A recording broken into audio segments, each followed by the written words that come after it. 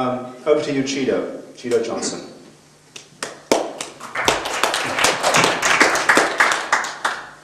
You probably can hear me okay without this, right? Yeah. You know, I was so happy when you mentioned the list, so I was lost. But now with Mike, with the music and the wine, got me all kicked back. It's really hard to get into this now. But I think I'm kind of glad we came in this route after all, because there are certain questions here that I definitely cannot. I read through this and looking through the work, was trying to find a bridge between.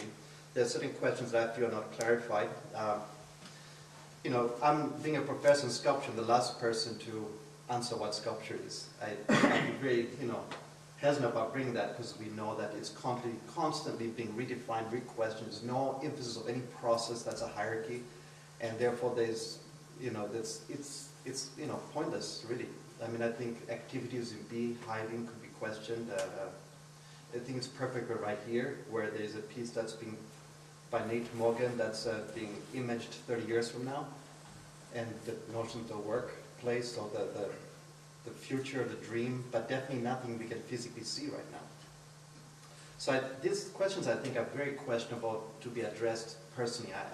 The only question here that I find, I think social politically, I think this is a personal interest in mine, and I think, so this question, a lot of this question I couldn't answer until the panel started raising them. And then I said, I think Rebecca's question of the public space, I'm now really, in terms of what is public space, sculpture, why it's not being utilized, question who has ownership of authorship in producing it. It's a big question here in Detroit. I think Vince Guducci is writing in reference, for example, to Robert Graham's Feast and how it's almost reversed its position as a public piece. I think they're definitely really good questions that I now feel very able to start addressing things to panelists. My interest in what I'm going to bring on the table is what is a question of what is it. I think it's listening to what I feel appropriate coming up to Mike right now is, I think, I'm not so sure, get me if I'm wrong here, but I think Mike is more from the location. I think most artists I know of who are involved in this show predominantly are from the outside. And it's kind of interesting today in the prominent history of Detroit right now being looked at by the media. Time magazine is in, we have a lot of tourists from predominantly German and the Dutch, and others as well. It's a birth of dark tourism, which we know exists in other cities out there, of grief tourism, other titles exist out there. But it's this identity. I mean, I'm looking at the poem that actually Mike brought up something on his poem that talked about this way Detroit is not an idea. But what's interesting is that Detroit has become an idea, has grown as an idea. And how do we as an artist in the community here start responding to this idea? Do we ride the bandwagon, like, okay, now this has become popular, I'm going to be part of this ride? Or is it now not that subversive anymore? It used to be. But now has it become where we as artists now should we subvert that? So I'm kind of questioning, where is our position now when dark tourism has kind of overwhelmed Detroit and has become this identity that we're all kind of living within. And that brings authorship.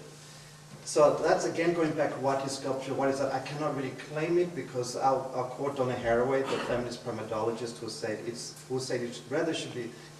it should not be what is it, rather it should be who is looking at it and from where.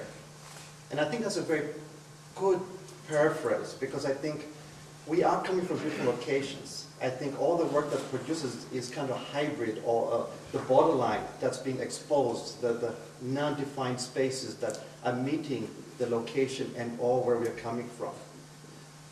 But then at the same time, I'm very aware of the power structures, and Vince Guducci brings that very well too, in terms of, like my recent piece was kind of playing with that, where I had a stare contest with an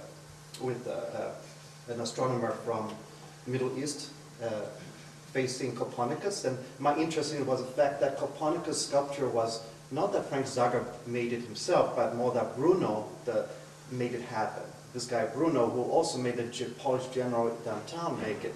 The same Bruno who made the Pope Paul II in Hamtramck being manifested. So it was about, not about this drama, it was about Polish identity. It was about the pride of the Polish. And it's like, where is that uniqueness of Detroit that's mingled with all these narratives of people from other cities coming here? More apparent than other cities I've been in, like Atlanta, for example. Draw that one out, but where it's less apparent. And that's so unique about this town, the city that's kind of pushed on the corner of the USA, ignored almost federally by the United States almost for a long time. And yet it's a good example of the hybrid of all these different perceptions of these people, where they're from and where they're looking from, who they are and where they're looking from, rather than this constant hierarchy of definitions to what it is.